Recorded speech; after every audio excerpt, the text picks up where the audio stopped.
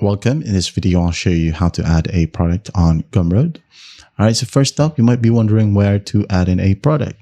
So when you go ahead over to the products right here, click on new product, or you can go ahead and choose to use a digital, course, ebook, member, or even services right here. So digital, for example, and then just give it a name, sample digital product. All right. Now scroll down, give it a price, for example, $1.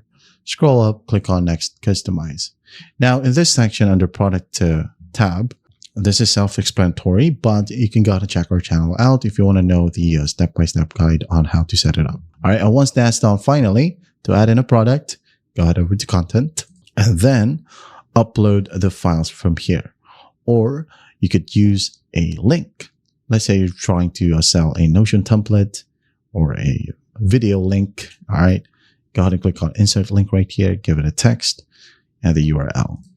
If you want to upload or add a digital file, we'll upload a file from here, from Dropbox or computer files, and then just go ahead and select the specific product. Click on open, wait for the upload process to finish, and then once that's done, finally go ahead and click on save changes and publish and continue.